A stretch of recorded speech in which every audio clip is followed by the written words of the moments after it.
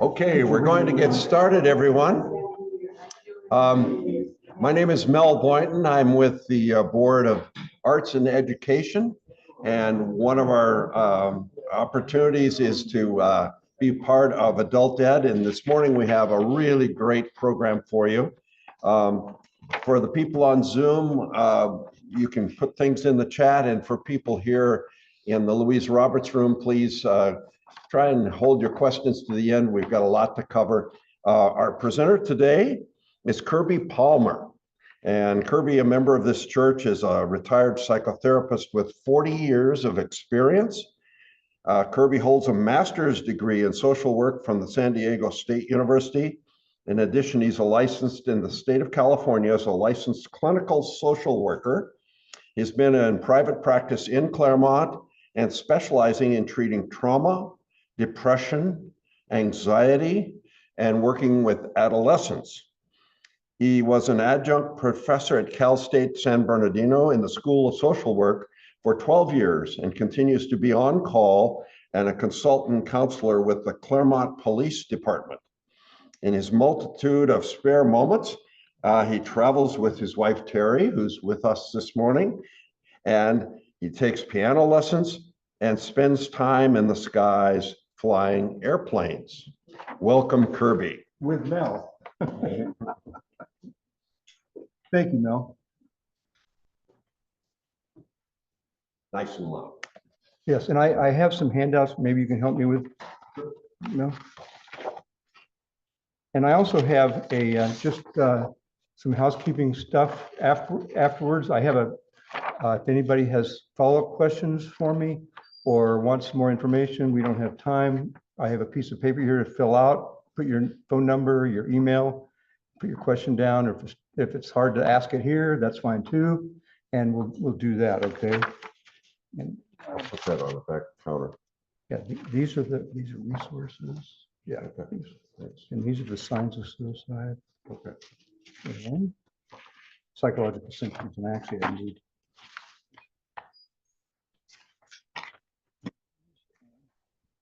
Yeah.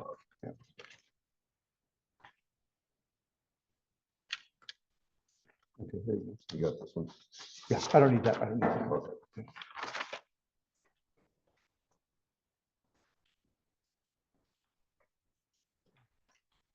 Well, good morning, everybody online. That was a nice introduction by Mel. And one of the people I fly with is actually Mel. We took a flight the other day, and Mel's an old pilot, has probably a lot more hours than I do. And so we had a great time together, and he still has the touch flying. So it was a lot of fun. I'm going to have some participation today. I'm going to ask some true-false questions in a minute, and have you give me some idea about it and give you the at least what I think are the answers. And I'm not the be-all and end-all, but we'll have a discussion. And if there's anything I don't know, I will tell you, and I will find it out or figure it out. Okay.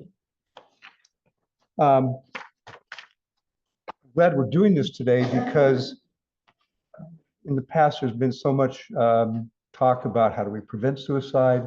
There's been a lot of talk about the stigma of mental health diagnoses.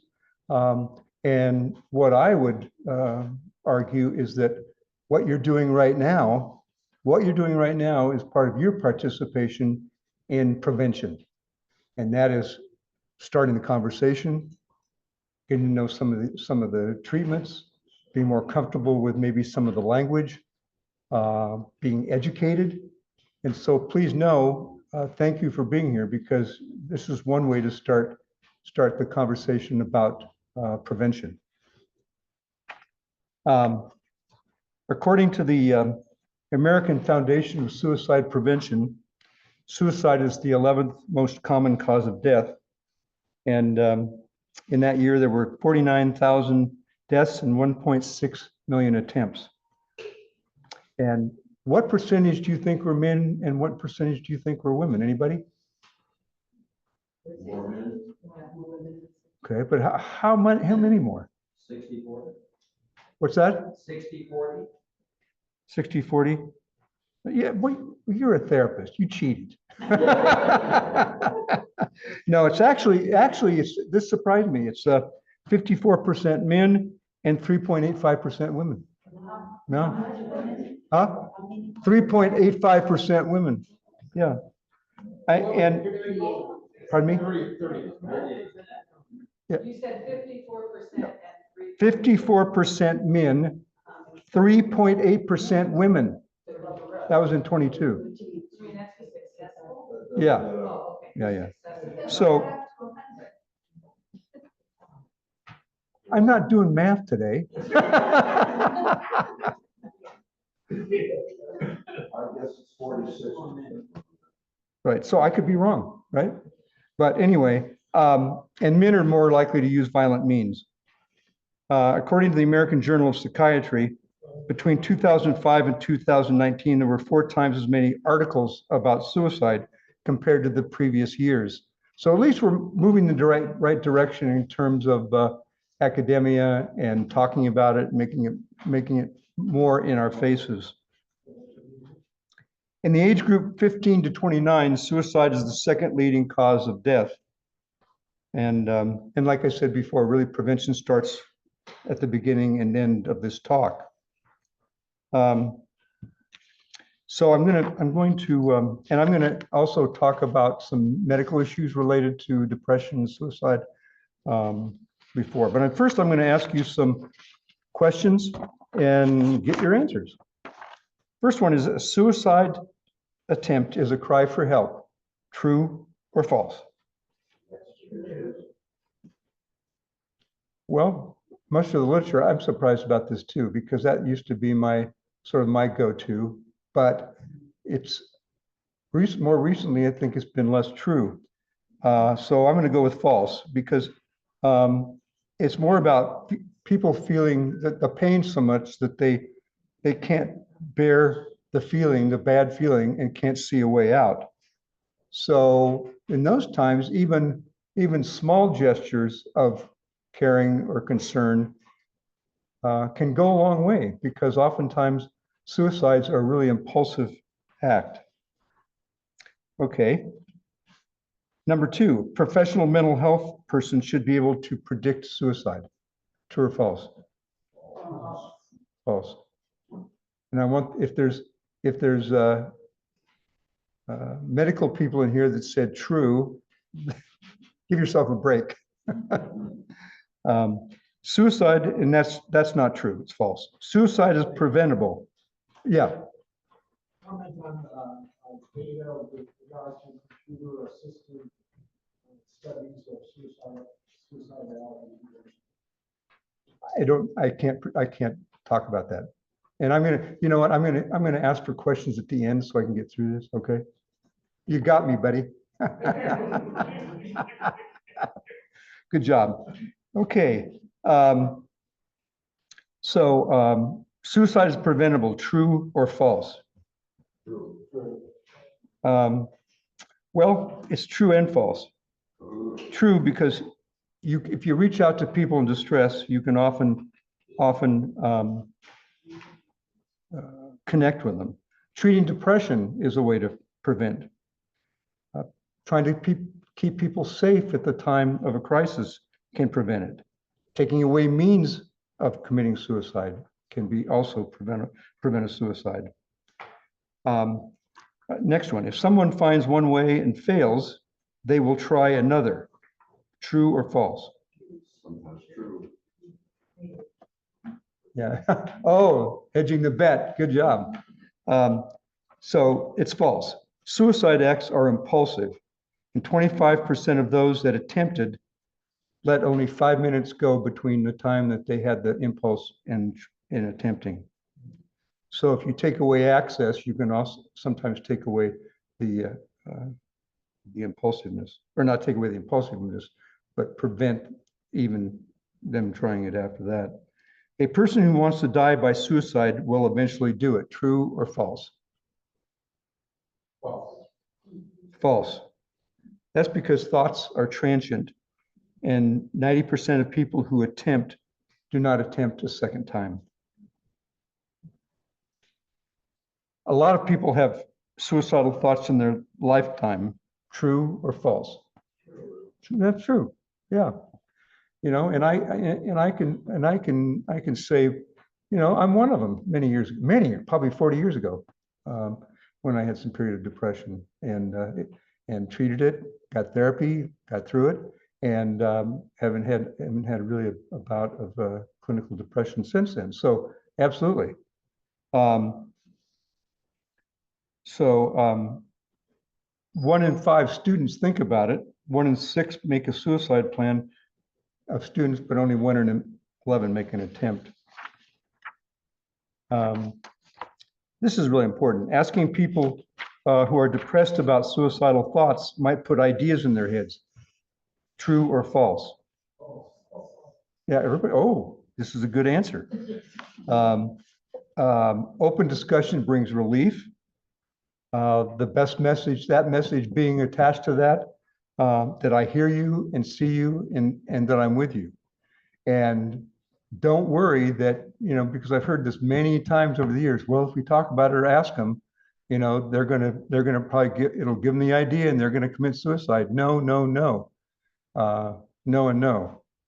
You've got to ask about it and talk about it.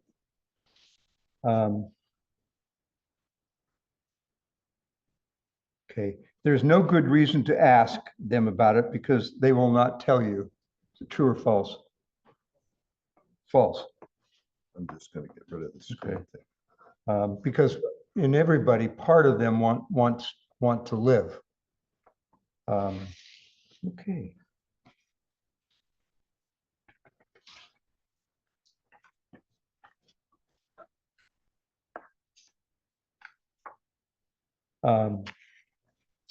So I'm going to talk a little bit about risks, suicidal risks, connected with higher incidence of suicide attempts. One would be non-suicidal self-harm, which would be like cutting. And that's not always indicative of somebody who wants to commit suicide, because cutting can either be a way of, sometimes when people are so depressed, they begin to feel nothing and they're feeling numb. So they cut to feel something. Or they cut to make the pain go away, because the emotional pain is so bad that the physical pain relieves the emotional pain. Other factors that increase suicidal likelihood or lack of connectedness to people, to a community. Previous attempts. Also, if there's been attempts in the family, history of suicide or history of depression in the family. Also the kind of previous attempts, depending on how dramatic they were. Like if somebody made an attempt with a gun before and were not successful, that might be another place to look. History of depression, serious illness or chronic pain can be indicative or add some degree of stress to someone who is already depressed. And I'm going to talk a little bit about, I think I'm going to not digress a lot, but talk a little bit about being aware of, and I think this is where education comes in, and that is when talking about the medical issues connected to depression. Medical people should always, and therapists should always be, and family members should always be cognizant that a depression or psychosis or other mental illness could be caused by a medical condition that, if treated, might go away and be easily treated. For example, people with thyroid problems might be depressed, and if the thyroid issue was treated, it would go away. People with cognitive issues might have an undiagnosed brain tumor or other neurological problems that if that was treated or figured out, that the mental illness or symptoms might resolve. Also, there's a condition called mitral valve prolapse where the mitral valve gets weak and leaks and can cause people to be anxious. And so if you figure that out, then maybe you treat with a heart medication rather than treating with an antidepressant or treating with an anti-anxiety medication. So I just want to, have everybody here be really aware that, especially in the later years where people have not had a history of mental illness, and then all of a sudden like that, some of these symptoms come on, you might suspect something related to a medical issue.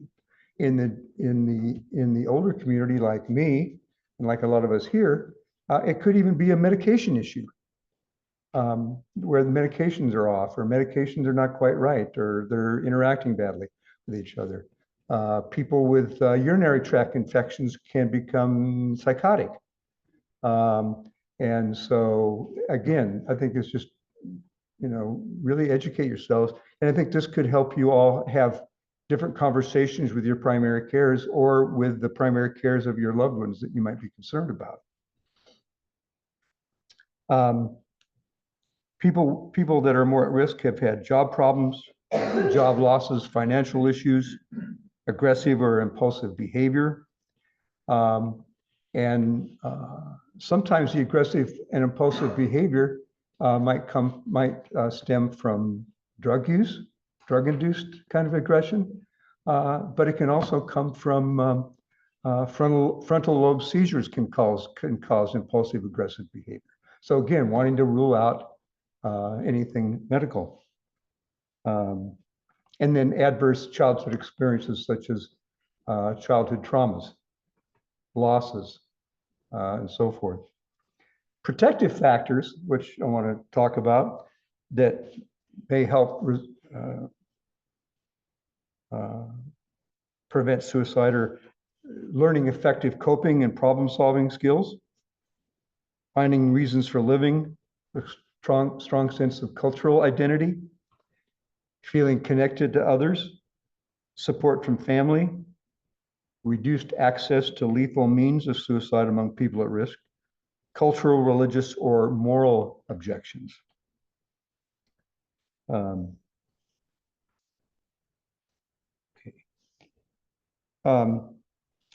One researcher at a group health research center in Seattle observed that after patients took a patient health questionnaire, which many primary care physicians are giving out. No, I know mine does. Every time we go in for an annual, they pass out a questionnaire that has to do with quality of life, depression, because oftentimes the primary care people can be the kind of the first identifier or the first person to get some sense of that there could be something wrong.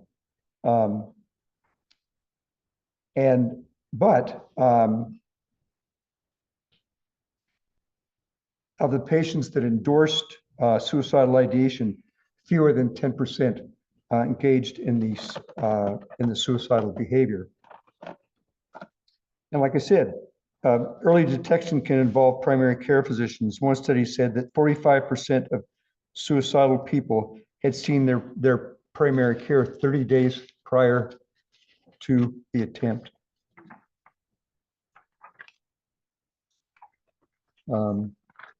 Okay, so now we're going to talk about, you have the handout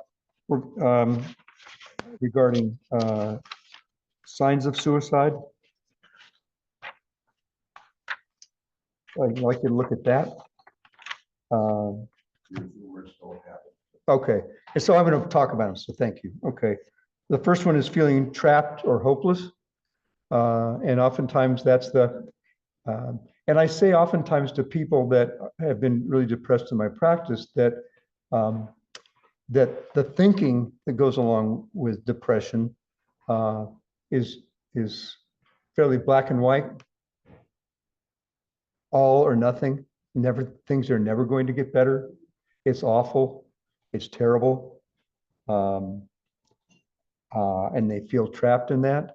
And kind of how I framed it for them is that, we're going to work on helping you get out of the depressed mood. And that as that happens, those really negative, dark, hopeless feelings should begin to remit.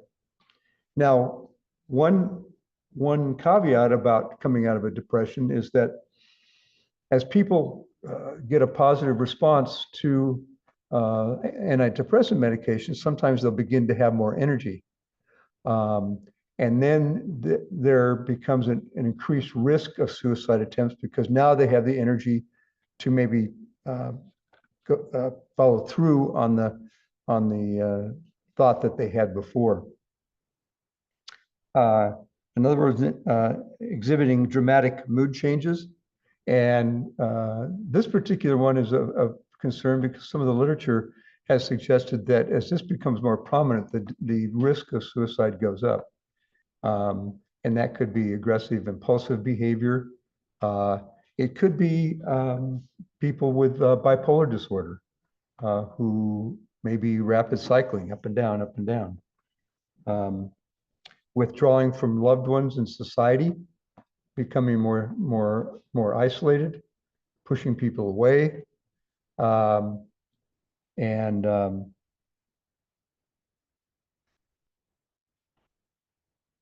then threatening to kill themselves, seeking access to the means to kill themselves.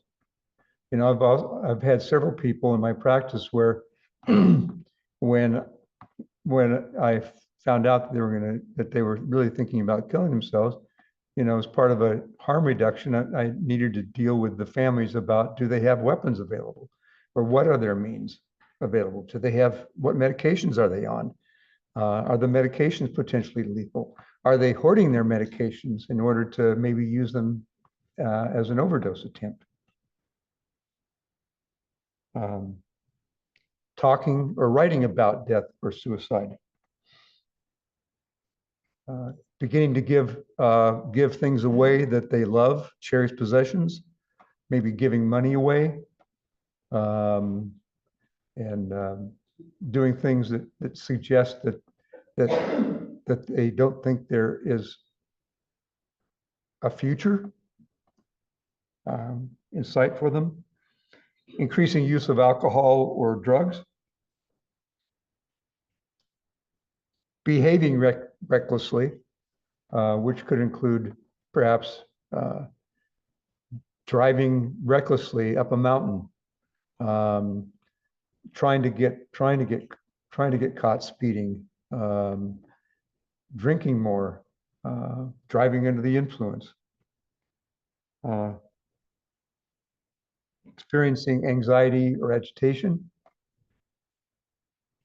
and sleeping constantly or not being able to sleep at all.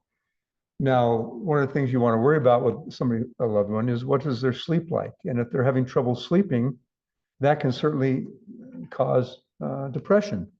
And poor sleep can be from obstructive sleep apnea. Maybe you have undiagnosed sleep apnea.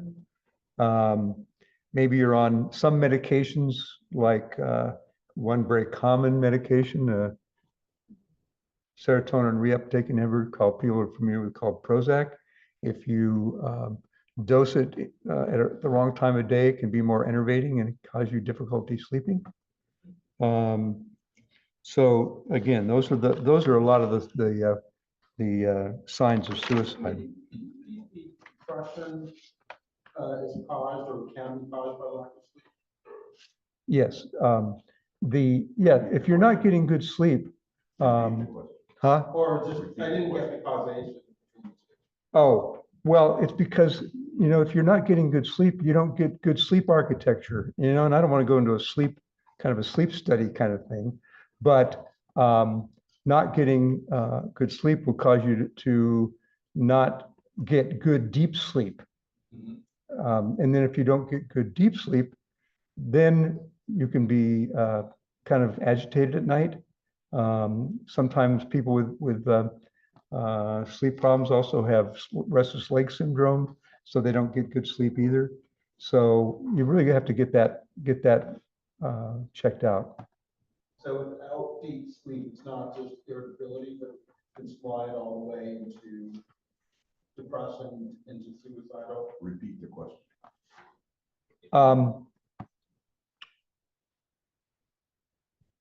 Well, the sleep stuff is probably for another discussion, and I'm probably not the best person to explain all the sleep architecture and sleep states. But if you're not getting good REM sleep, and well, in fact, maybe Bob could address that better than I can.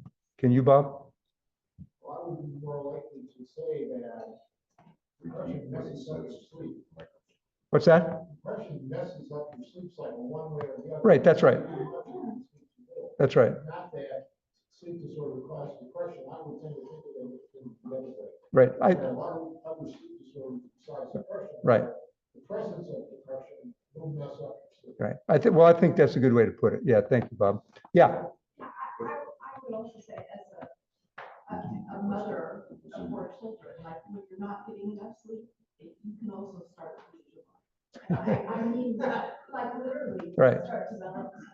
That's right. Psychiatric symptoms. Right. That's right. I had a niece who was working 2 jobs and she was only sleeping like 2 or 3 hours a night, and she went to telemedicine side and they diagnosed her with, I think bipolar or something. And it's like, did you tell them you weren't sleeping? Right. Because it really will trigger. I mean, I don't know that it triggers depression. I think it varies in the person, but you kind of feel like you're losing your mind Right. when you're not getting enough sleep. So they're all. Okay. I'd like to move on to treatment, so I can get through some of this. So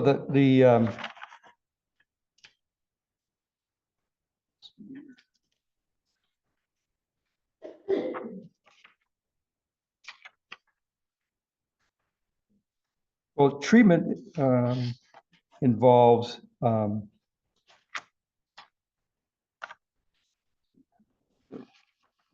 okay.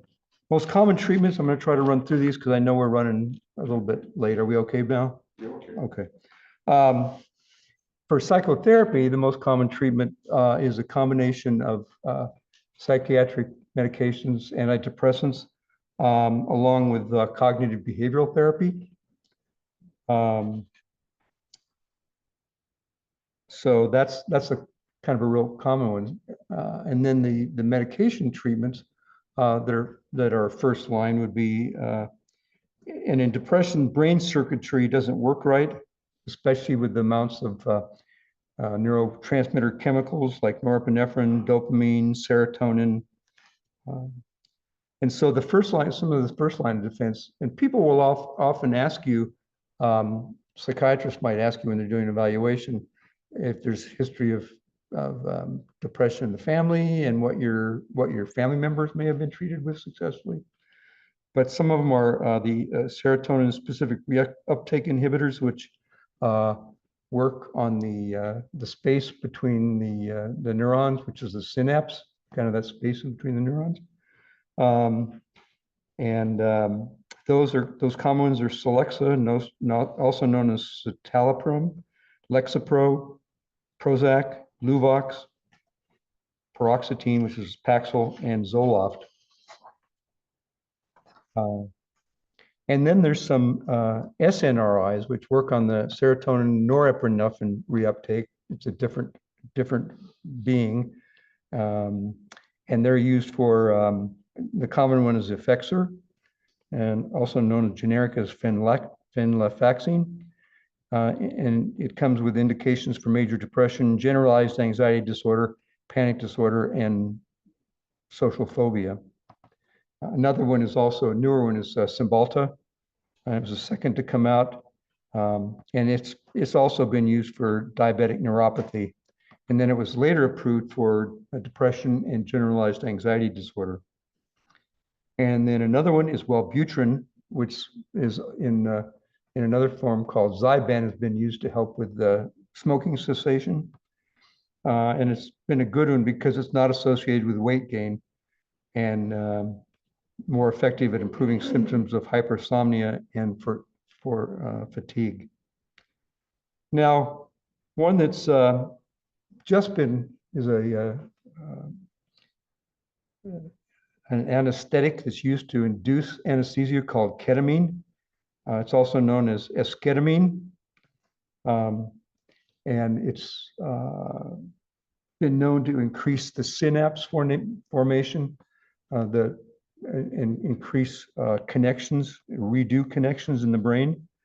And it increases the synapse formations in the prefrontal cortex, which is involved in positive feelings, reasoning, problem solving, impulse control, creativity, and perseverance.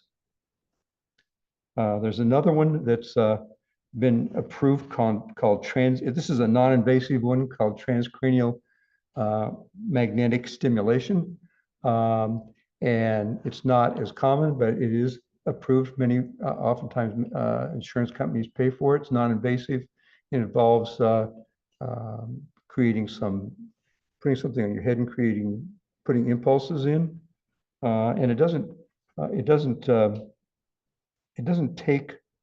takes about 5 to 10 sessions perhaps. But the nice thing about the ketamine, and then also some of the psychedelics that I'm going to talk about a little bit, is that they sometimes work faster because traditional antidepressants take some time to work before you start getting antidepressant effects. So this ketamine and some of the TMS and also ECT, which I haven't talked about, work faster, but they're often second tier when other things have not worked. When there's been treatment-resistant depressions and several trials on different medications, then some of these others have been found to be helpful. And some of the psychedelics have been MDMA, which is known as ecstasy. And at Johns Hopkins, they found positive effects seem to last up to a year, accompanied by supportive therapy. And then we already talked about ketamine. So I guess I'm ready to open it up to questions. And it may mean other things for us to talk about later. But what I want to really give you the message is that there's real hope in the continued research into different medications and how they work, and opening up this discussion to talk about more openly about mental health issues and depression, and educating yourself about these things that could give you a heads up about either your own conditions or those of loved ones. So any questions? Yes. I wonder about for us as therapists and psychiatrists having the no harm contract. If you might speak a little bit about that, how we use that as a resource with our clients that have talked about suicide. Well, for me, it's okay. The question was with therapists, is it helpful and is it useful to have a no harm contract? And for me, the answer is yes or no. Standard of care for therapists would be to execute a no harm contract, which would mean, I promise not to harm myself. I promise not to do this. I promise not to do that. If this happens, I promise to do this. I promise to call you, so forth, and have them sign it. So that would be a standard of care, and it might make me feel a little better in the moment, but I don't think it's not for me. It's not foolproof, because there might be some situations where I might get a no harm contract, but I feel like I need to do more in terms of prevention and intervention than just executing that no harm contract. That answer your question? Yes, I'm glad that you explained what the no harm contract Yeah, is as a yeah. key resource. right, it is, but not, for me, it hasn't been the be all and end all. Like I said, it probably meets the standard of care, but sometimes, depending on the situation, I might want to go farther than that.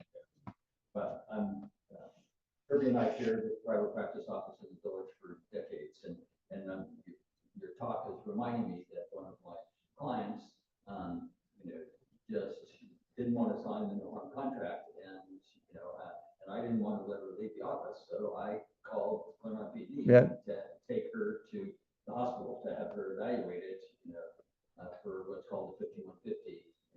Right, right. Well, and you've got to really be careful about the weapons issue. I went out with the police to a adolescent's home in Claremont, and he'd been depressed for days, wouldn't come out of his bedroom, lying on his bed, covered up, wouldn't come out.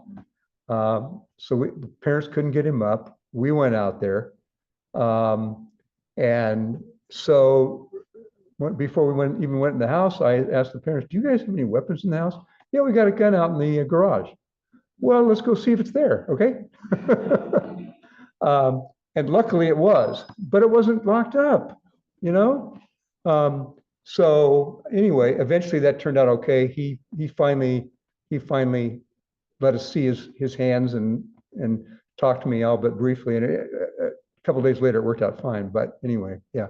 Other questions? Yeah, Bob. I have a hypothetical question. Looking around. Is this a test? Looking at the demographics of the room, Yeah. Repeat the question. Okay. I have two questions. First, would you comment on suicidality in elderly? Second question is, it's Christmas Eve and my family's all gathered, and my grandson says to me, "I want to share something with you, but you have to promise not to tell anybody. I'm thinking about jumping off the roof of the parking garage." Mm-hmm. What do I do? You don't promise. Repeat the question. Okay, the question is, it's a hypothetical. It's Christmas Eve and the family's getting together, and your grandson comes up to you and says, "You've got to promise not to tell anybody, but I'm thinking about jumping off the roof of the house or a tall building." Is that the question? Okay, and you can't keep a secret like that. I mean, even if your loved one ends up hating you, well, they may hate you for a while, but at least they're still alive if you take some steps towards preventing it. What do I do?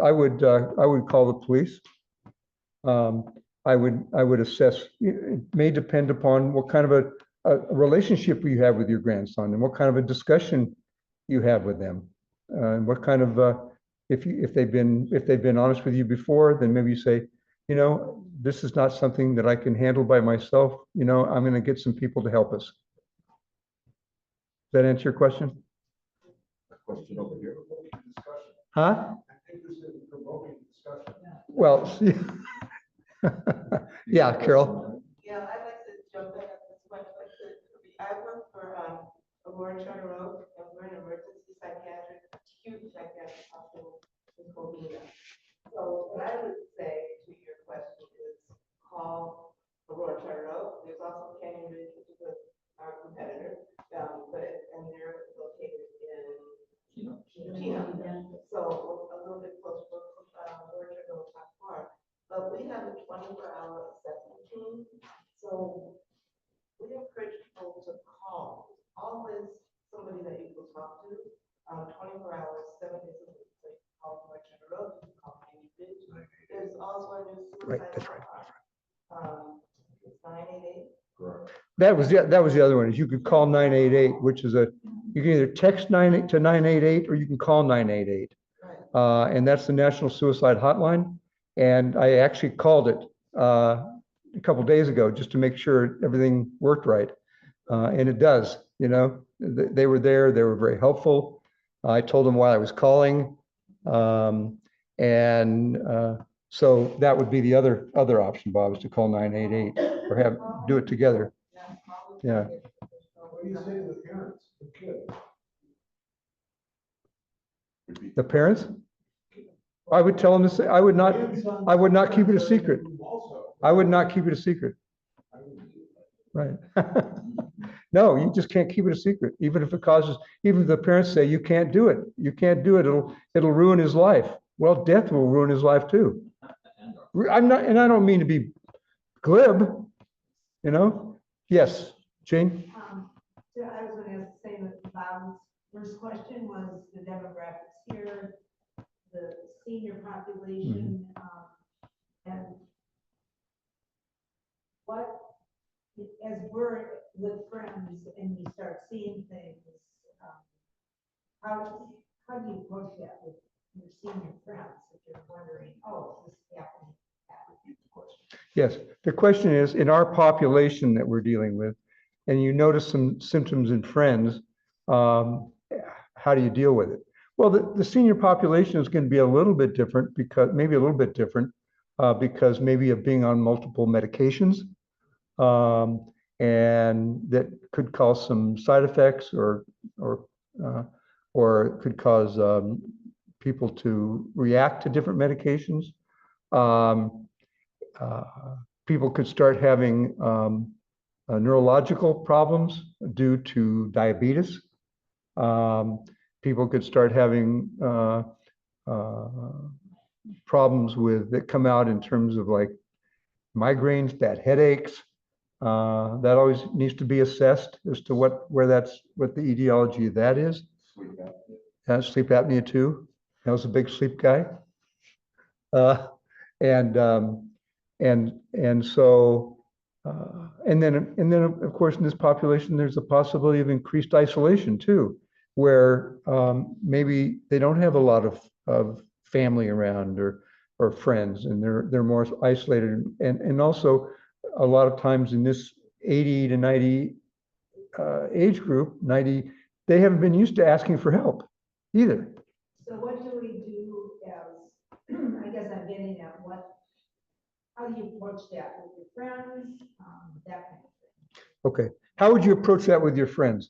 I think I would say, I've noticed this, I'm worried about you. And there may be something medically going on that could be simply solved. Why don't you, have you talked to your primary care about this? I know Robin's in primary care, right, Robin?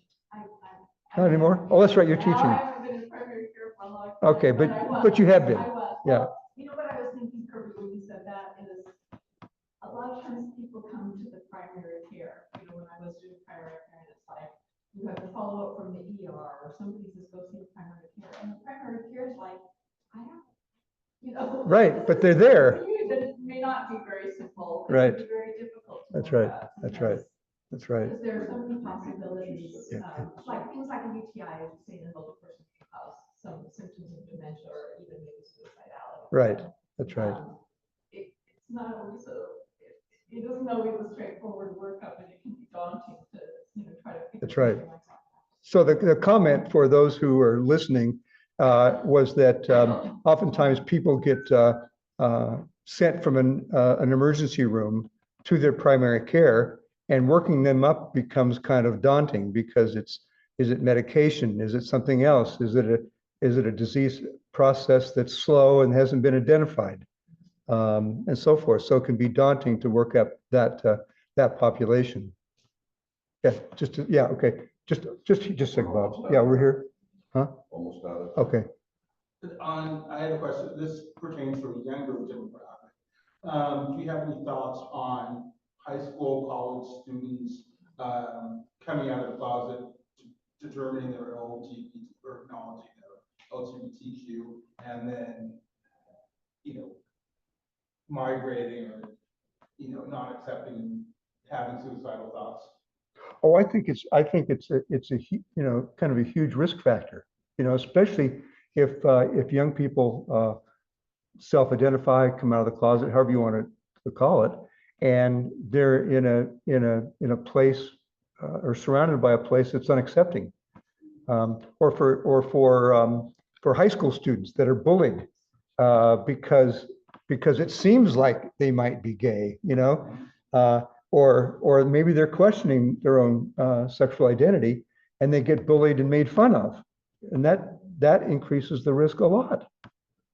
And it's all the way to suicide, or I guess the question is, are there pit stops for one in between without intervention or without counseling? I don't think I think it depends on the situation. Right. certainly if a student has a loving, supportive community, that could be a mitigating factor towards them moving towards suicide. Right? Yes. Okay. You have Yeah. two comments that are going to be the final ones. We have one over there. I want to make a comment about medical issues causing depression. Mm-hmm. So for years, I was in therapy because I was terribly depressed. Then I was diagnosed with interstitial cystitis and realized that it's depression causing. And also I have some severe sleep apnea. Mm-hmm. So when I wanted to comment, when those issues were addressed, Right. I'm like, oh my goodness, that's why I'm depressed. And then all of a sudden it was like, oh, okay. Yeah, that's a great testament. Thank you for sharing that. It was my day. Yeah, That was my day. that's huge. Thank you. Thank you. Yeah, Carol? There's an organization called the Jason Foundation, and they work with teens. And I'm the liaison person for the hospital with the Jason Foundation. Jason committed suicide when he was 16 years old.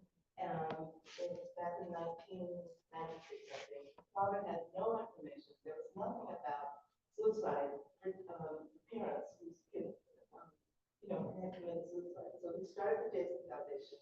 I brought literature because they're a wonderful resource.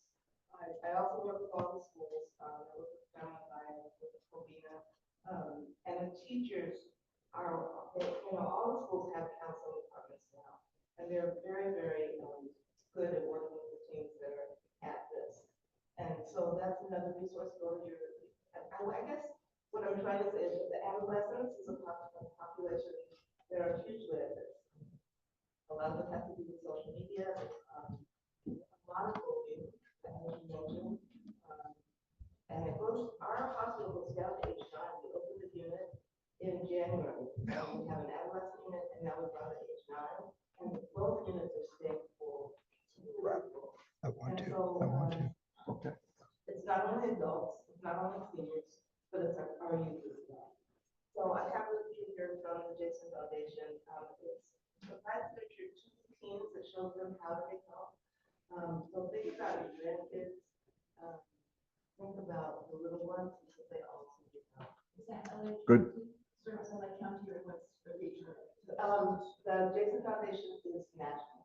It's national. Yes, it's national. Okay. What was said, just for the people who are watching online, is that there's a group called the Jason Foundation that's national that you can look up online, and also you can get their resource through Aurora Charter in Covina. All right, thank you. Yep, thanks, everybody. As I wrap the Zoom session, one of the comments in the chat was, there's a good app called Suicide Safe. Have a good worship, and we'll see you next time.